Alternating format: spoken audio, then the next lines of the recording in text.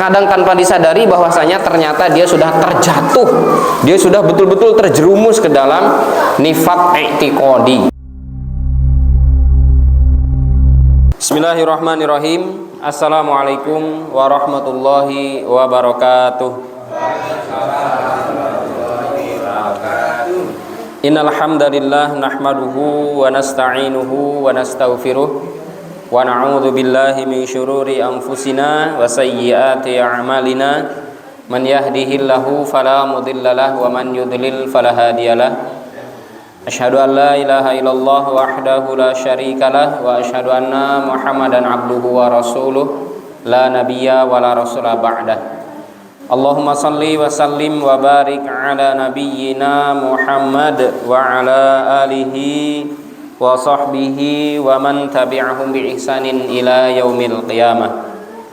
Qala Allah ta'ala fil Qur'anil Karim, a'udzu billahi minasyaitonir rajim.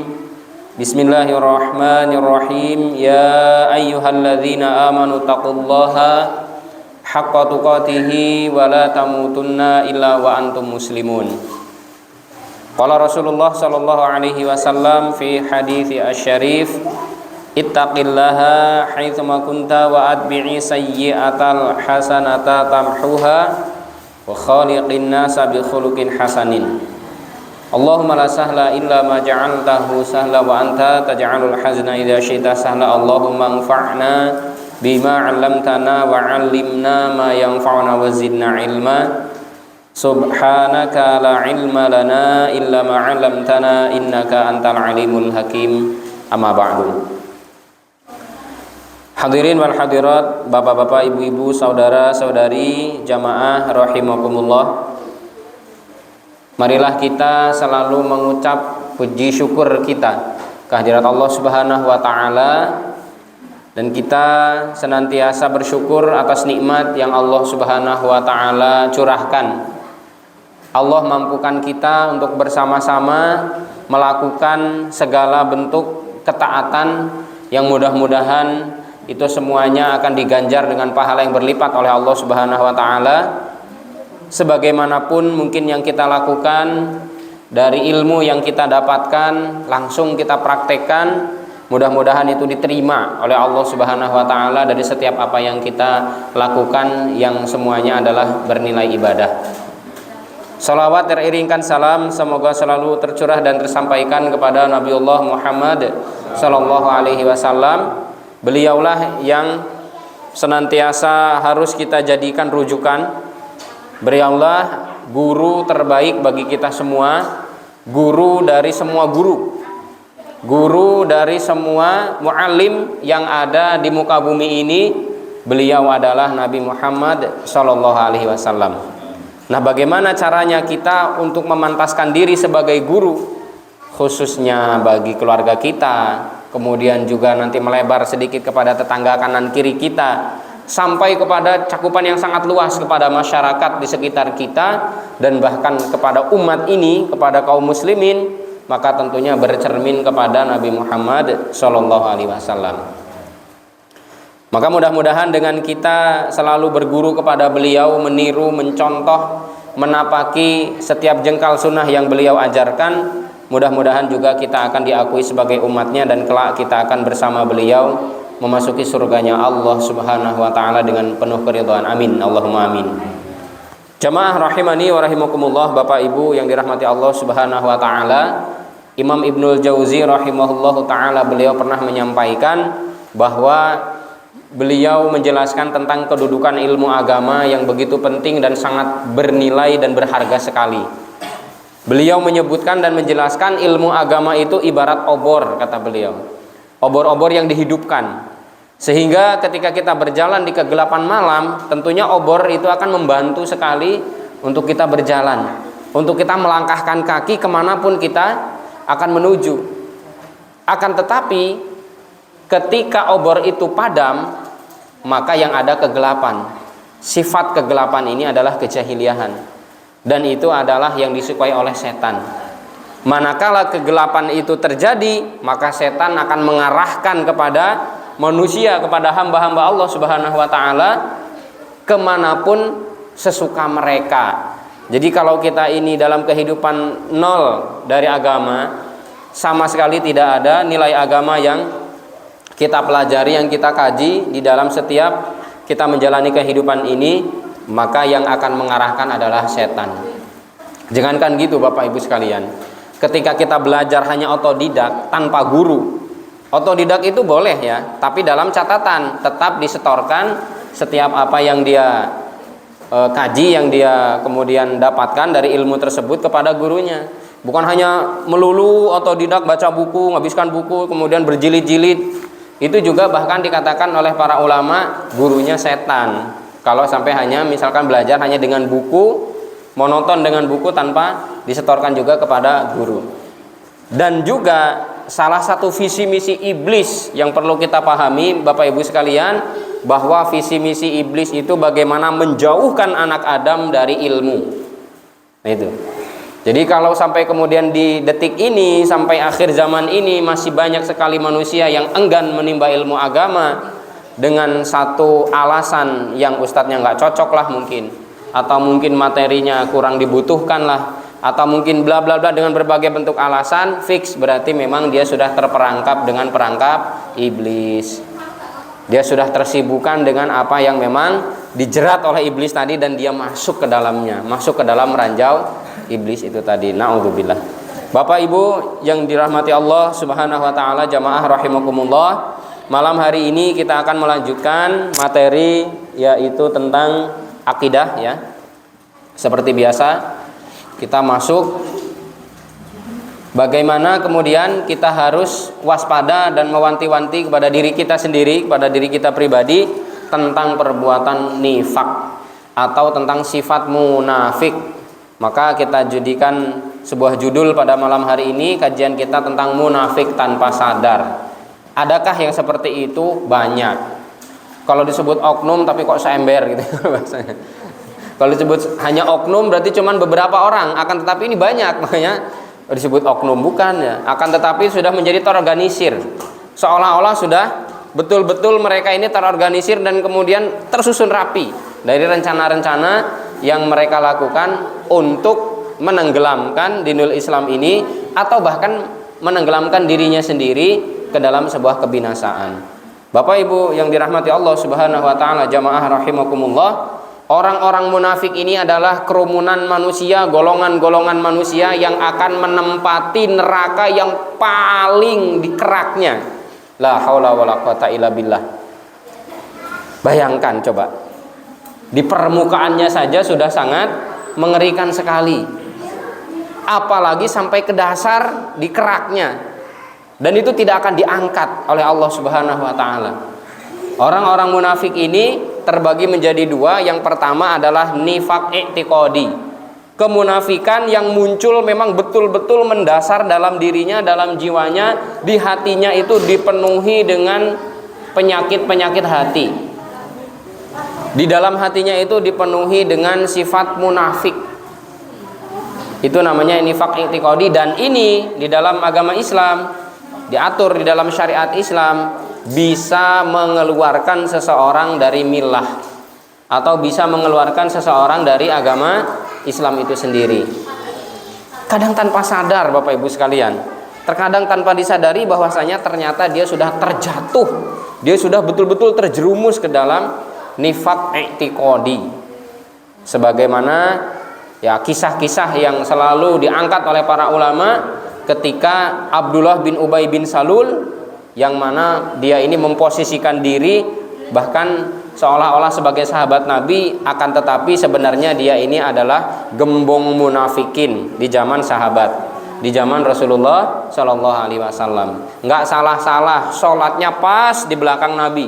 Nabi jadi imam, beliau ya dia ya jangan beliau lah ya, kayaknya terlalu terhormat, dia berada di belakangnya, di samping Abu Bakar.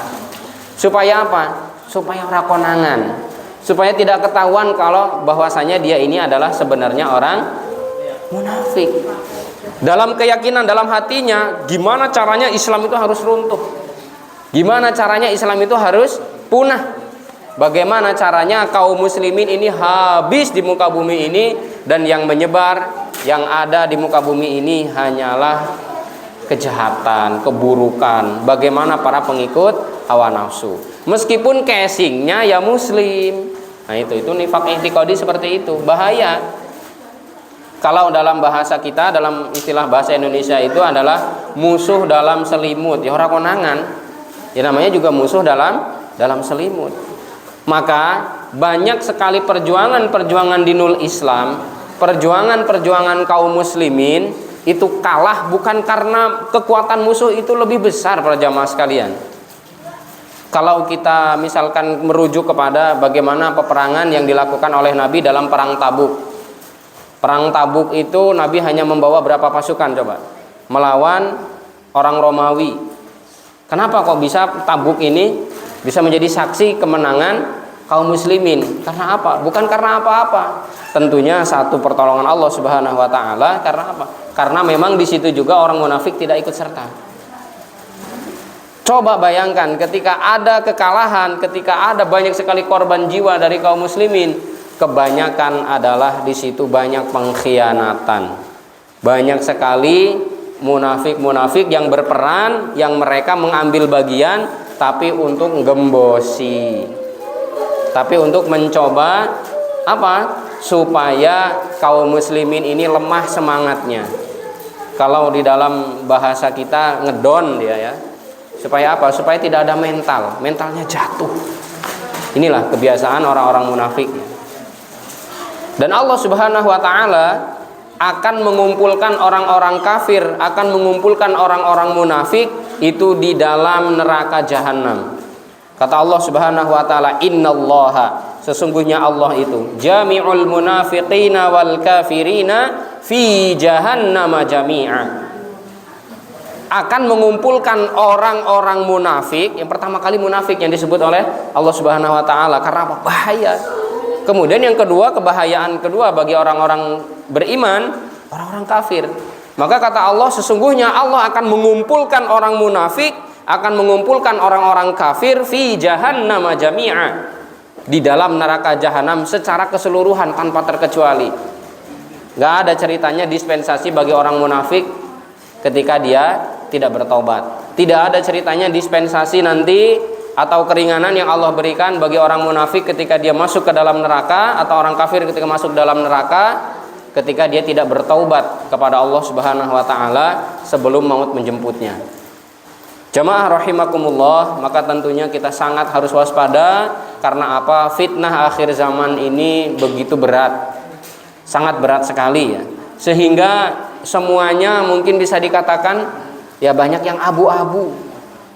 Akan tetapi ketika sudah bertemu dua pasukan, sudah yaumul furqan, sudah beda kalau seperti itu. Yang hak ya hak, yang batil ya batil, sudah selesai, tidak ada yang abu-abu. Tapi kalau masih dalam keadaan seperti ini, mereka ini masih selalu berkumpul, atau mungkin mereka juga akan selalu ada di dalam komunitas kaum muslimin, nah ini membahayakan, melemahkan semangat menuntut ilmu itu termasuknya. Nggak usah ngaji-ngaji lah, malah bahaya saiki ngaji-ngaji. Apa meneh ngaji-ngajinya misalkan mengkaji Al-Quran dan Sunnah dulu. Lah terus ngaji apa? Kalau yang nggak boleh itu terus yang boleh yang seperti apa? Kalau nggak boleh ngajinya mengaji Quran dan Sunnah Nabi. Lah memang dulu Nabi ngajarkan apa? Itu yang perlu kita sampaikan kepada mereka-mereka. Dan kemudian efek atau dampak negatif dari yang namanya munafik ini mungkin pernah saya sampaikan, sampai Imam Hasan Al-Basri rahimahullahu taala, beliau menyampaikan kenapa kok udara subuh ini segar sekali. Udara subuh ketika kita bangun, ketika as-salatu khairum minan naum, itu sangat-sangat enak sekali ketika kita hirup udaranya. Wah, seger gitu ya. Kemudian kita terbangun setelah tahajud, kemudian mungkin tidur lagi, kemudian dibangunkan oleh muazin dengan kalimat taswib tadi ya, as-salatu khairum minan naum, seger. Kenapa? Karena pagi hari di subuh hari munafik belum pada bangun. Itu yang menjadikan udara pagi hari atau di subuh hari itu terasa segar pada jamaah sekalian.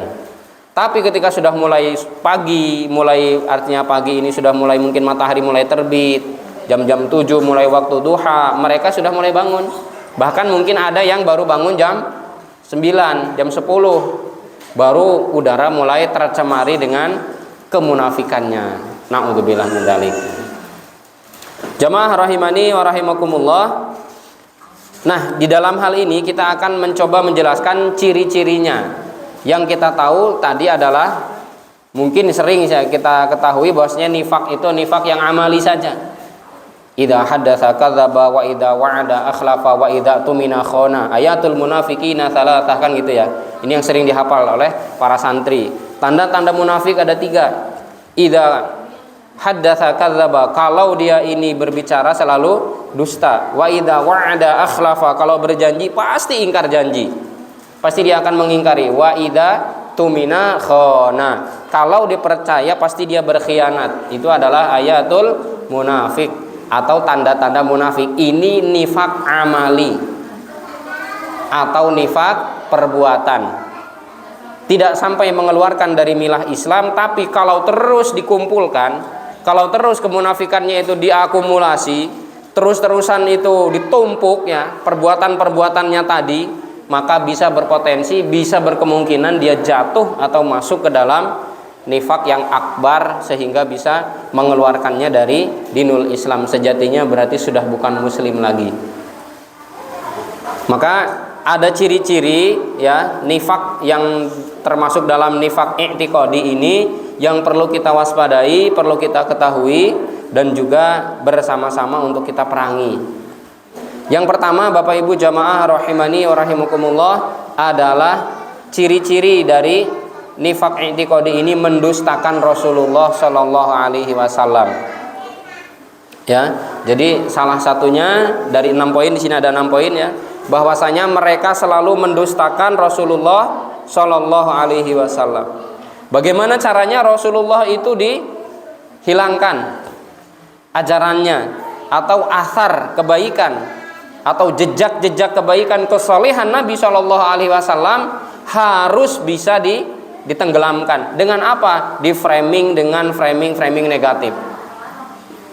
Dikemas dengan kemasan-kemasan yang di situ akan memojokkan Nabi sadis. Karena apa? Istrinya lebih dari 4. Padahal dalam Al-Quran istri itu maksimal 4. Anak kecil coba dinikahin. Karena apa? Beliau menikahi Ibunda Aisyah radhiyallahu anha di usia 6 atau 7 tahun ya. Ada yang mengatakan 6 tahun, ada yang mengatakan 7 tahun, baru berkumpul, berkeluarga bersama, hidup bersama di usia 9 tahun. Tuh kan sadis kan? Banyak sekali orang-orang seperti itu, orang-orang liberal ini terutama para jamaah sekalian. Ya, kalau dulu mungkin kita jumpai orang-orang liberal itu mereka ada di bangku-bangku kuliah, atau mungkin kita jumpai mereka-mereka yang menyampaikan ilmu-ilmunya yang kemudian diambil oleh para mahasiswa. Akan tetapi di sekeliling kita sudah banyak orang-orang liberal sekarang. Mereka yang menganggap semua agama itu bebas, terserahlah mau pakai agama apapun, yang penting dia tetap menganut agama, atau bahkan tidak beragama pun tidak masalah, yang penting masih punya kelakuan baik. Itu orang-orang awam kalau disampaikan seperti itu kira-kira tergiur atau tidak? Sampean ki nek infak terus rapopo loh. Sampean kan sugih. Nek mungkin enggak enek waktu enggak sholat, wis infak wae, enggak sholat enggak apa-apa. Ada yang seperti itu. Mendustakan Nabi enggak yang seperti ini? Ya jelas. Sudah jelas. Wong sampean ke infak oke ngono enggak masalah, ora sholat enggak masalah. Wong sampean loh enggak enek waktu, enggak sholat. Ada fatwa yang seperti itu banyak. Bukan kemudian hanya 1-2 ya, akan tetapi banyak sekali berbilang fatwa-fatwa yang sangat menjerumuskan tadi. Yang kedua, mendustakan sebagian ajaran yang dibawa oleh Rasulullah Shallallahu alaihi wasallam. Apa yang paling tenar, paling populer? Estugino apa mas? Menghina apa biasanya? Ada ciri-ciri khas biasanya. Oh ini pengikutnya ini gitu. Apa? Jenggot, betul. Meskipun saya ini nggak ada jenggotnya ya, tapi saya nggak menghina. Bukan saya nggak mau jenggotan, karena memang nggak ada, nggak tumbuh memang, nggak tahu ya. Saya baca fatwa Syekh Utsaimin itu kalau memang nggak ada, malah beliau nggak membolehkan untuk menumbuhkan, karena khawatir satu adalah perbuatan merubah ciptaan Allah Subhanahu Wa Taala. Sampai diciptakan tanpa berjenggot, nggak apa-apa lah gitu mungkin gitu. Itu Syekh Utsaimin dalam fatwanya seperti itu. Ya udah. Karena memang beberapa kali dikerok katanya, coba tak dikerok, ya ora tumbuh, malah lecet di sini. Dipakai apa? Katel itu ya katanya, ya juga nggak tumbuh. Udahlah nggak apa-apalah katanya. Ustaz Hadis ada nggak itu? Dikit ya. Iya, jadi mengatakan sampai ada teman saya ini curhat. Ketika mereka ini ngaji ya di suatu daerah sana lah pokoknya di Padang Cermin ya, ngaji kemudian bersama teman-temannya yang lain yang ngaji kayak kita gini biasa mengkaji Quran gitu, belajar Quran. Sampai penghinaannya gini, itu kambingnya udah mulai banyak belum? Bahasanya seperti itu, coba bayangkan. Jadi orang berjenggot itu diidentikan dengan kambing bandot. Sampai bahasanya itu kambing-kambingnya sudah mulai banyak kayaknya ya gitu. Oh dia orang Lampung ya, tapi ya masih bisa menahan emosi ya. Karena apa? Karena menghadapi orang jahiliyah ini ya sangat kerepotan juga kalau kita berhujah dengan dalil juga nggak akan mempan, dengan kekerasan kita dianggapnya radikal, malah kan seperti itu.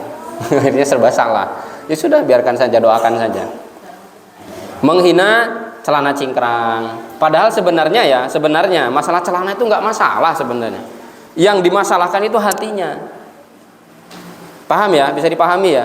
Jadi ukuran celana entah itu nutup mata kaki atau mungkin dia ini di atas mata kaki, sebenarnya kata para ulama itu tidak jadi masalah. Yang penting kondisi hatinya betul-betul diperbaiki. Yang cingkrang dan sombong kepada yang tidak cingkrang itu juga potensi masuk neraka.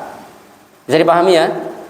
Apalagi tadi yang Nabi sudah jelas-jelas bahasanya mengatakan memang pakaian terbaik itu ada di atas mata kaki, sarung terbaik atau mungkin celana terbaik yaitu ada di atas mata kaki. Apalagi kalau sampai ngelengsreh nutupi mata kaki, sombong kepada yang cingkrang dengan mengatakan, oh kayak rombongan katok cingkrang. Kalau kami di sana dulu biasanya suka diomongin gitu, RKC gitu, rombongan katok cingkrang, tapi dengan nada penghinaan.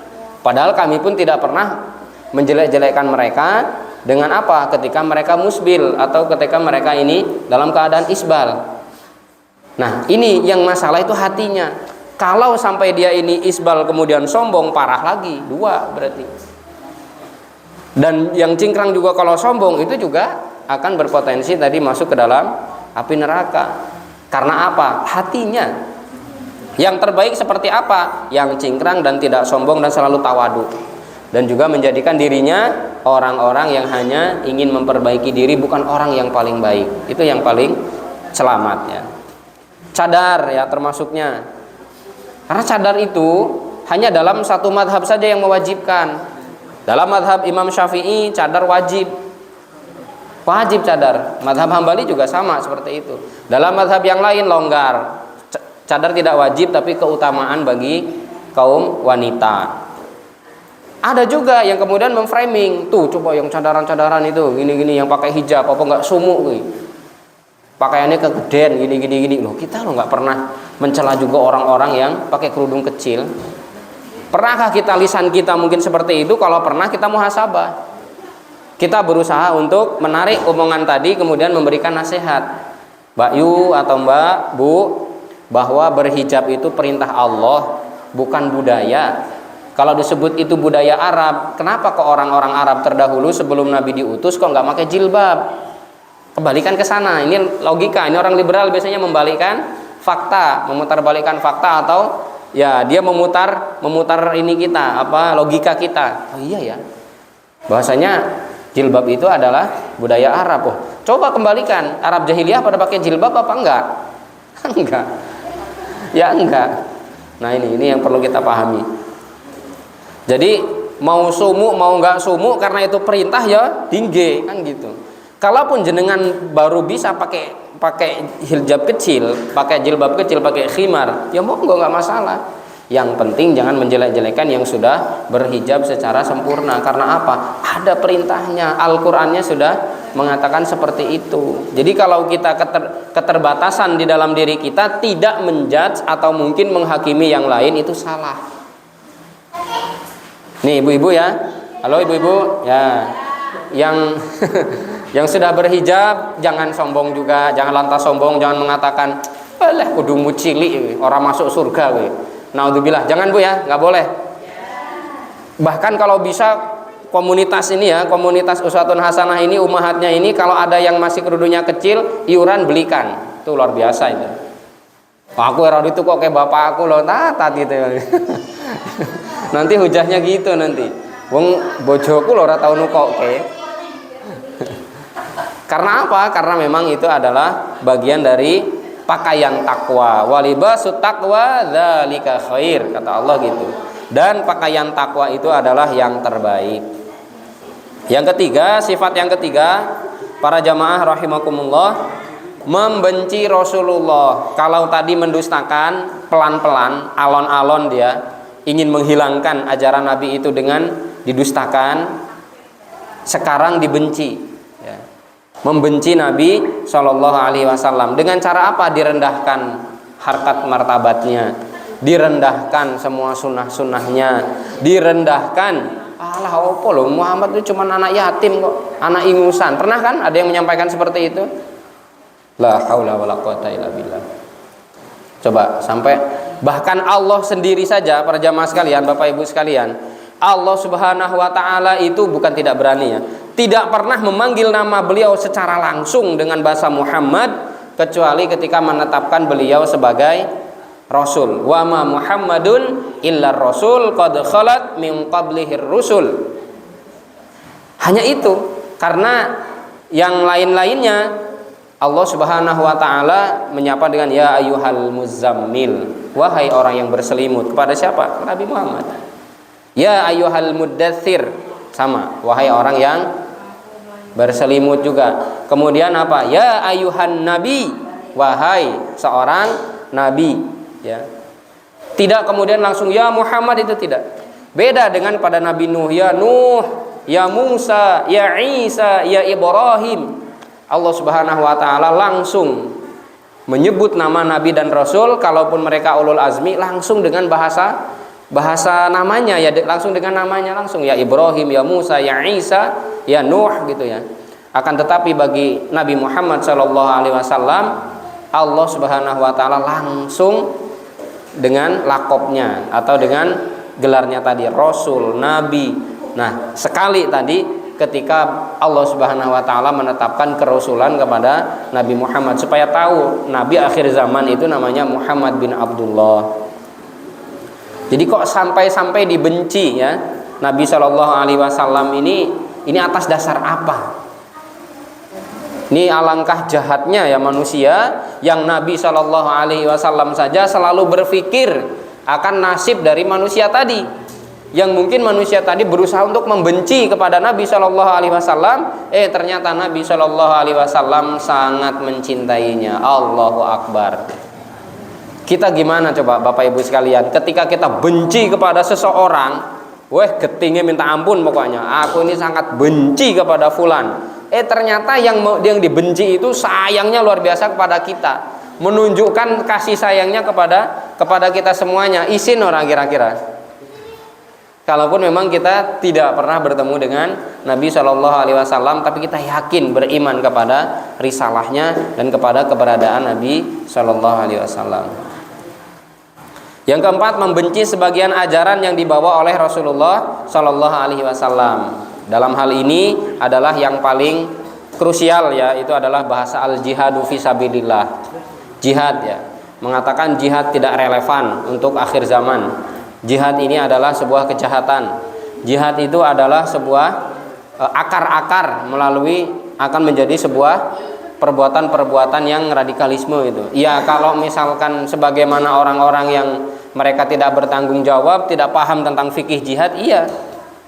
Makanya para ulama mengatakan, kenapa kok para ahli fikih itu ketika mereka menulis buku fikih, kitab-kitab fikih, didahulukan dulu toharoh sebelum al-jihadu fisabilillah, diakhirkan kitab muamalah tentang jihad fisabilillah. Karena apa? Dia belum boleh berbicara jihad sebelum paham betul tentang fikih toharoh. Sampai seperti itu. Di dalam surah Al-Kahfi, kenapa kemudian Allah mengakhirkan jihadnya Zulkarnain melawan Ya'juj Ma'juj setelah pengembaraannya Nabi Musa alaihissalam dengan Yusya bin Nun untuk bertemu dengan Khidir? Karena apa? Ilmu didahulukan sebelum kita praktek di dalam al-jihadu fisabilillah. Tapi jangan kemudian juga di framing jahat. Jangan di framing negatif. Oh, jihad identik dengan kekerasan, jihad identik dengan ini itu. Bayangkan sekarang dunia akan berbicara bagaimana kemudian ada seorang Israel ya, seorang ibu-ibu dari Israel yang namanya Emilia apa siapa ya? Emilia kalau nggak salah ya. Nyurati ke tentara Hamas atau ke pejuang Palestina dengan mengatakan kayaknya perpisahan ini akan segera tiba. Saya sangat rindu sekali, pengen juga berjumpa dengan bagaimana sikap para kaum muslimin, pejuang-pejuang Palestina yang selalu memberikan pelayanan terbaik seolah-olah kepada anak saya ini, kepada anaknya sendiri. Bahkan anakku sampai leluasa masuk ke kamarnya mereka, dan mereka tidak mengurung para tawanan itu di bawah terowongan. Akan tetapi kami ditempatkan yaitu di rumah-rumah meskipun ditahan. Jadi dunia sekarang akan berbicara. Semuanya sudah diungkap oleh Allah Subhanahu wa taala bagaimana akhlak mujahid. Bagaimana akhlak kaum muslimin, orang-orang beriman kepada meskipun dia adalah tawanan dan dia adalah bukan orang beriman. Ini harga mati dari sebuah perjuangan atau al-jihadu fisabilillah. Tapi orang-orang munafik akan memframing, akan menjadikan wah awas ini kalau misalkan bahas masalah fikih jihad bahaya itu nanti jadi terorisme gini-gini nih. Oh, itu salah itu. Itu mereka yang membawa kepada sebuah kejahatan. Padahal mukmin itu tidak seperti itu. Di dalam Islam, dalam ketika sudah pecah perang saja, orang tua tidak boleh dibunuh. Mereka-mereka yang ada di wihara, yang berada di sinagoga atau mungkin mereka yang ada di gereja tidak boleh diperangi, nggak boleh. Anak-anak kecil tidak boleh diperangi. Wanita tidak boleh diperangi. Yang boleh diperangi itu adalah laki-laki yang memang melawan, kemudian mereka punya kekuatan dan dia adalah masih segar bugar. Itu yang ada di dalam aturan dinul Islam. Makanya orang-orang munafik seperti itu suruh belajar fikih, tentang fikih jihad. Jangan kemudian dihapuskan. Jangan mengatakan bahwasanya ayat-ayat qital dalam surah Al-Anfal, surah At-Taubah harus dihapus. La haula wala quwata illa billah. Ada yang berstatement atau memiliki pendapat pandangan seperti itu. Astagfirullah wa natubu ilaihi. Kemudian yang kelima, merasa gembira dengan kemunduran agama yang dibawa Rasulullah Shallallahu Alaihi Wasallam. Coba orang munafik dulu kita tarik ke sejarah dulu. Bagaimana ketika kaum muslimin mendapatkan sebuah luka-luka di perang Uhud. Tuh kan saya bilang jangan ikut perang, makanya kan terluka kok, banyak yang terbunuh kan, banyak yang kerugian di keluarganya kan, makanya jangan perang, mending kayak saya nggak perang. Atau mungkin dia mengatakan bahwasanya la tanfiru fil har dalam surah At-Taubah, udah jangan perang, panas, Tabuk itu susah jalannya, kemudian ini sedang dalam keadaan paceklik. Kata Allah, kul naru jahannam asyaddu harra, ya, katakan bahwasanya neraka jahanam itu lebih panas daripada apa yang mereka sampaikan, daripada apa yang mereka katakan. Bapak Ibu jamaah rahimani wa rahimakumullah, maka kalau ada ketika melihat kemajuan kaum muslimin, ini mudah-mudahan jadi kisah nyata ya, mudah-mudahan nyata berita-berita, karena terkadang ini banyak hoaxnya ya. Tapi mudah-mudahan iya, ketika banyak terbunuh di Palestina, saudara-saudari kita, baik itu yang lansia maupun yang anak-anak, ada sekitar sampai sekarang sudah berapa ribu yang update berita, 15 ribuan ya. Ternyata ada puluhan ribu yang masuk Islam, entah itu di California, entah itu yang di Inggris, yang di Kanada. Ketika mereka penasaran dengan ceramah-ceramahnya Abu Ubaidah hafizahullah ta'ala, mereka membeli Quran, kemudian mereka tertarik dengan mushaf Al-Quran dan masuk Islam. Ribuan, puluhan ribu. Mati satu, tumbuh 1000. Mudah-mudahan seperti itu, mudah-mudahan memang valid ya. Karena saya banyak sekali seliweran juga di Telegram atau mungkin di WhatsApp atau di Facebook ya, dalam potongan-potongan pendek, ketika belasan ribu yang syahid sebagai syuhada, akan tetapi Allah ganti dengan puluhan ribu yang masuk Islam. La haula wala quwata illa billah. Allahu akbar ya. Yang keenam, tidak senang dengan kemenangan Islam. Ketika Islam menang itu nunduk, malah kecewa, mukanya memerah. Karena apa? Marah, supaya gimana caranya Islam jangan sampai menang. Karena kalau Islam menang mungkin dia tidak akan makan, pikirannya gitu. Wah, kalau Islam menang ini nanti kita susah, nggak bisa korupsi. Kalau Islam menang nanti hukumnya ketika zina, ketika dia muhson atau sudah menikah salah satunya harus dirajam. Ketika Islam menang mencuri dalam batas yang memang sudah disyariatkan untuk dipotong tangan, potong tangannya, misalkan seperti itu. Jadi pikiran-pikirannya bahkan sampai ada yang mengatakan, aduh kalau Palestina menang cepat kiamat berarti. Ini kan pikiran orang bodoh ya. Ya kalau memang cepat kiamat terus mau ngapain, itu sudah Allah Subhanahu wa taala takdirkan. Justru ketika Palestina menang, kemudian di situ nanti Islam akan menjadi akan menjadi tumpuan bagi seluruh dunia. Semuanya akan disebarkan kedamaian oleh Allah Subhanahu wa taala. Kan coba dibuka di surah An-Nur ayat 50 berapa? 51 ya. La yastakhlifannahum ya. Pasti kalian juga nanti akan diberikan kepemimpinan lagi oleh Allah Subhanahu wa taala. Itu pasti. Jadi jangan sampai kemudian mengatakan kalau Palestina menang cepat kiamat, ya makanya keendang tobat. Jangan kemudian malah takut akan kiamat tuh, keweden Arab kiamat kok orang tahu sholat gitu ya, nggak mau tobat ya.